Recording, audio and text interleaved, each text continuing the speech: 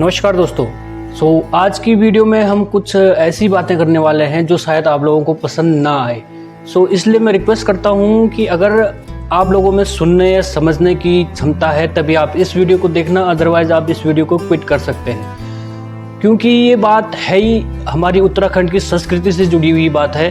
तो दगड़ियों, बहुत शर्म की बात है कि यार उत्तराखंड में अभी देवी देवताओं को जो इति मानना हम देवी देवताओं उत्तराखंड में, और मैं अपनी बात नहीं करूँ कि सब उत्तराखंड में जितनी भी हम लोग हमें बहुत आस्था नहीं देवी देवताओं देगी। अब उत्तराखंड में हाल यूँ है अभी का टाइम पर कि लोग देवी देवताओं का पीछे आपस में लड़ाई होनी। अब सुरकंडा माँ का जो मंदिर का पीछे बहुत बड़ी एक अभी वो चलनी, लड़ाई चलनी। एक तरफ सुरकंडा माँ का जो नाव से जो डोली चलाना ऋषिकेश में अजय बिजलवान जी, और दूसरी तरफ परिसरा का जो लोग जो वो एक दूसरे पर आरोप लगाना। अब कति शर्म की बात चाहिए कि उत्तराखंड में जब हम जे हम देवभूमि बना ते देवभूमि में आज देवता का पीछे एक दूसरे ते आपस में एक दूसरे का पीछे लड़ाई होनी बहुत शर्म की बात चाहिए। तो पहले अब क्यों एक दूसरे पे आरोप लगना हुए के बारे में भी हम आज डिटेल में बात कला। तेरा जोड़ धरा पर कोई नहीं, मेरी माँ के बराबर कोई नहीं। इस वीडियो में आपने देखा होगा कि जो ये मैडम है ये है तनु रावत, जो उत्तराखंड के नाम पर एक इतना बड़ा धब्बा है।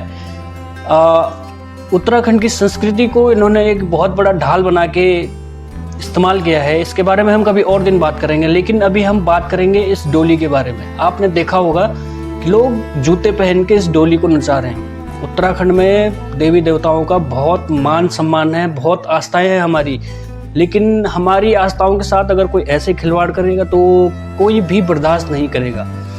और भी ऐसी वीडियोज हैं, आप देखते रहिए। मेरी माँ भगवती ज्वाला ज्वाल पामाई माँ।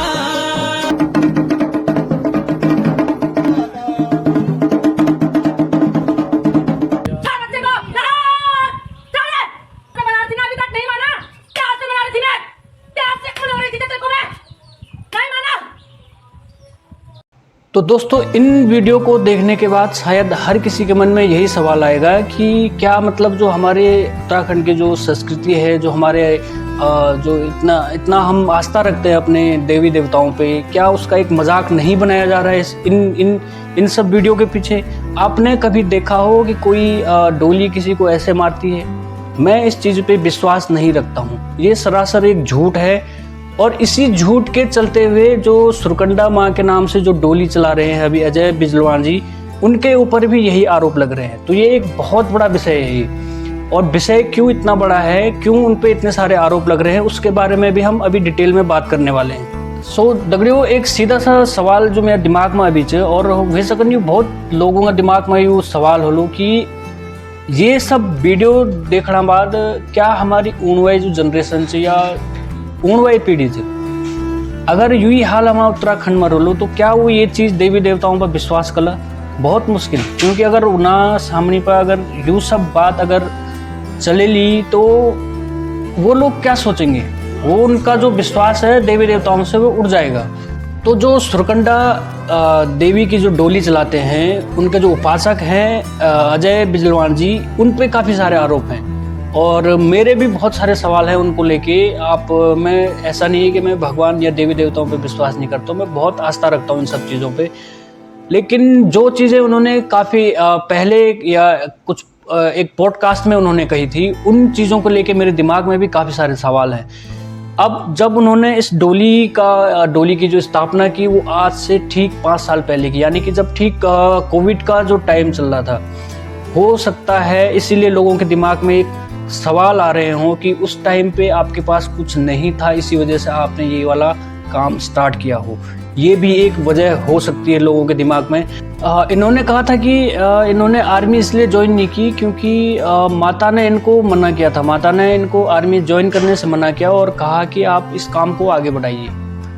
तो क्या आप इस चीज़ से विश्वास रखते हो? मैं इस चीज़ पे विश्वास नहीं रखता हूँ, क्योंकि हमारा देश जो है वो कर्म प्रधान है। आपको आपका जो कर्म है वो पहले है, और देश की सेवा करना मेरे हिसाब से इससे बड़ा कर्म और क्या हो सकता है। तो इस चीज़ को मैं तो नहीं मानता हूँ।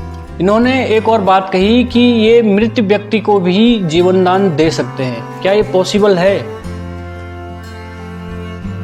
अगर मैं अपनी बात कहूँ तो देखिए, देवी देवताओं पे हमारा भी या मेरा ही नहीं, पूरे उत्तराखंड का यार विश्वास होता है और सबकी आस्थाएं हैं। और ऐसा नहीं है कि मैं आज तक किसी की आस्था को ठेस पहुंचाने वाला काम कर रहा हूँ, मेरा ये कोई भी पर्पज़ नहीं है। लेकिन किसी मृत व्यक्ति को या किसी मृत को जीवन दे सकते हैं ये, क्योंकि आज अभी आप लोग देखते ही होंगे कि ऋषिकेश और देहरादून में ऐसी कई डोलियां बन चुकी है और जो आज तक हमने कभी नहीं देखी थी।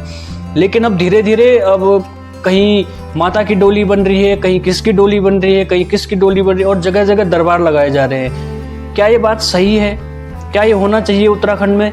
इन पे जो आरोप लगाए गए हैं मंदिर परिसर की तरफ से, वो ये था कि अगर आने वाले टाइम पे अगर बद्रीनाथ, केदारनाथ या चारों धामों की अगर आप डोलियां ऋषिकेश या हरिद्वार में ही बना देते हैं तो क्या लोग मंदिर या चार धाम जाना बंद कर देंगे? आपकी डोलियां जहां पे आपके दरबार लग रहे हैं वहीं तक लोग सीमित रह जाएंगे। तो जो तीर्थ स्थल है उनकी अहमियत क्या रह जाएगी उत्तराखंड में? और सबसे जो हैरान करने वाली बात है वो ये है कि यार, अगर ये सब चीज़ उत्तराखंड में चलता रहा तो उत्तराखंड में जो आने वाली जो पीढ़ियाँ हैं, जो जनरेशन्स हैं, वो शायद ही देवी देवताओं पे इतना विश्वास या अपनी आस्था रखेगी जो आज अभी हम लोगों के दिल में रहती है। माँ सुरकंडा में मेरी बहुत आस्था है, विश्वास है। और अगर कोई इन आस्था और विश्वास का कोई गलत इस्तेमाल करता हुआ नज़र आएगा तो ऑब्वियसली सी बात है कि हमारे दिल पे एक ठेस ज़रूर पहुंचेगी।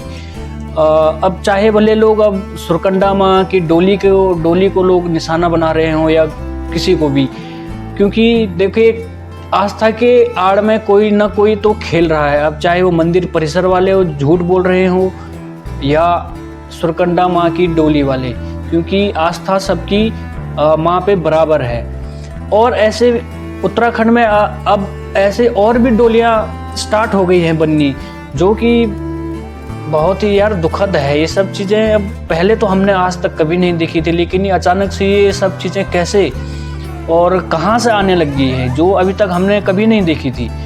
तो ये सब चीज़ों, ये तो एक मेरी अपनी पर्सनल राय थी। अब यहाँ पे आप लोग इस बारे में क्या सोचते हो? आप लोगों की क्या राय है? आप लोग कमेंट में बता सकते हो। सो गाइस, मिलते हैं एक अगली वीडियो में, तब तक के लिए बाय बाय। जय देवभूमि।